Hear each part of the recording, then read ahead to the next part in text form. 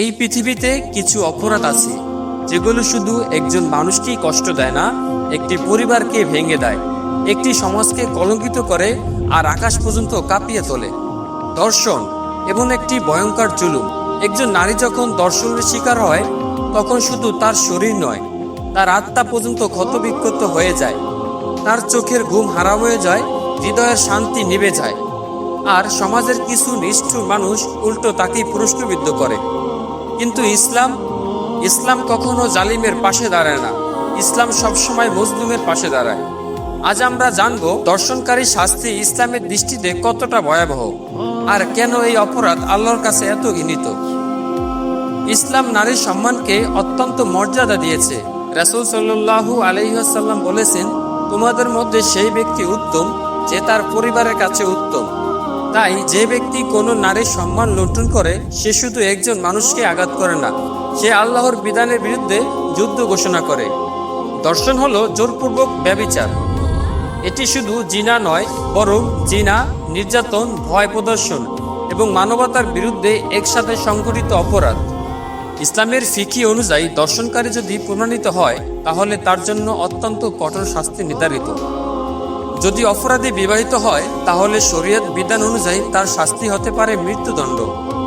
আর যদি অপরাধী অবিবাহিত হয় তবে কঠোর দণ্ড এবং সমাজ থেকে বিচ্ছিন্ন করার ব্যবস্থা গ্রহণ করা হয়। কারণ ইসলাম চায় সমাজ নিরাপদ হোক, নারীরা নিরাপদে চলাফেরা করুক। আজ পৃথিবীতে আমরা প্রায় দেখি ধর্ষণকারী ক্ষমতার জোরে বেঁচে যায়, টাকার জোরে মুক্তি পেয়ে যায়, আর ভুক্তভোগী মেয়েটি সমাজে অপমানিত হয়। কিন্তু মনে রাখবেন, মানুষের আদালত থেকে পালাতে পারলেও আল্লাহর আদালত থেকে পালাতে পারবে না কেউ। আল্লাহ পবিত্র কোরআনে বলেছেন, নিশ্চয়ই আল্লাহ জালিমদের ভালোবাসেন না।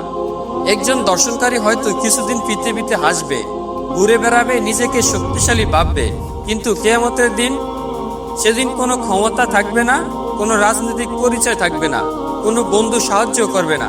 সেদিন অত্যাচারী নারীর কান্না সাক্ষী হয়ে দাঁড়াবে।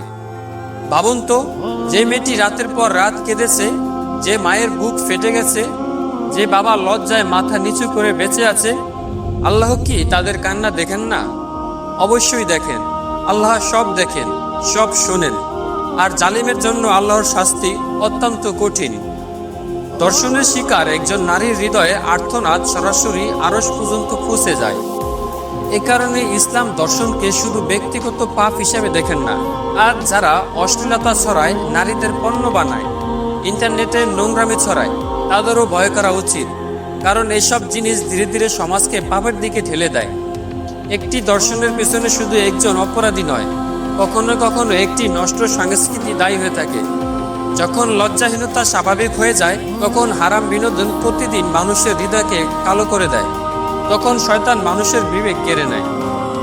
তাই ইসলাম শুধু শাস্তি দেয় না, প্রতিরোধও গড়ে তোলে। ইসলাম পুরুষদের চোখের হেফাজত করতে বলে, নারীদের সম্মান করতে শিখায়, অশ্লীলতা থেকে দূরে থাকতে আদেশ দেয়। কারণ ইসলাম জানে পাপ শুরু হয় হৃদয় থেকে, তারপর তার সমাজ ধ্বংস করে। কিন্তু এখানে একটি গুরুত্বপূর্ণ বিষয় আছে। কখনো কোনো ধর্ষণের শিকার নারীকে দোষারোপ করা যাবে না। ইসলামের জোরপূর্বক নির্যাতিত নারী অপরাধী নয়, সে একজন মজলুম। সে সহানুভূতির দাবিদার, ভালোবাসার দাবিদার, সম্মানের দাবিদার। আজ সমাজের সবচেয়ে বড় অন্যায়গুলোর একটি হলো অপরাধীর বদলে ভুক্তভোগীকে লজ্জা দেওয়া। এটি ইসলাম সমর্থন করে না। রাসূলুল্লাহ সাল্লাল্লাহু আলাইহি ওয়াসাল্লাম সবসময় দুর্বল ও নির্যাতিত মানুষের পাশে দাঁড়িয়েছিলেন। আমাদেরও তাই করা উচিত। যদি কোনো নারী নির্যাতনের শিকার হয় তাহলে তাকে অবহেলা নয়, সাহায্য করতে হবে, তার পাশে দাঁড়াতে হবে এবং তার মানসিকতা বুঝতে হবে। কারণ একজন নির্যাতিত মানুষের হৃদয় ভেঙে গেলে সেই কান্না আকাশ পর্যন্ত পৌঁছে যায়। আজ যারা যুবক আছো, তোমাদের উদ্দেশ্যে একটি কথা, নারীকে কখনো দুর্বল ভেবো না। কোনো মেয়ের অসহায়ত্ব সুযোগ নিও না। কারণ তুমি হয়তো পৃথিবীর চোখ ফাঁকে দিতে পারো, কিন্তু আল্লাহর চোখ ফাঁকে দিতে পারবা না। মনে রেখো, একদিন তোমারও কবর হবে, একদিন তোমাকেও আল্লাহর সামনে দাঁড়াতে হবে। সেদিন তোমার হাত, তোমার চোখ, তোমার শরীর সব তোমার বিরুদ্ধে সাক্ষী দেবে। কোরআনে এসেছে, সেদিন তাদের জিহ্বা, হাত ও পা তাদের কৃতকর্ম সম্পর্কে সাক্ষী দেবে। ভাবুন তো, যে হাত দিয়ে একজন নারীকে নির্যাতন করা হয়েছিল, সে হাতই কিয়ামতের দিন সাক্ষী হবে। এ কি ভয়ঙ্কর দৃশ্য! আসুন আমরা এমন একটি সমাজ গড়ে তুলি যেখানে নারীরা নিরাপদ থাকবে, যেখানে পুরুষরা হবে দায়িত্বশীল, যেখানে সন্তানদের ছোটবেলা থেকে চরিত্র শিক্ষা দেওয়া হবে। কারণ শুধু আইন দিয়েই সমাজ পরিবর্তন করা সম্ভব নয়, হৃদয়ের ঈমান দিয়েও সমাজ পরিবর্তন করতে হয়।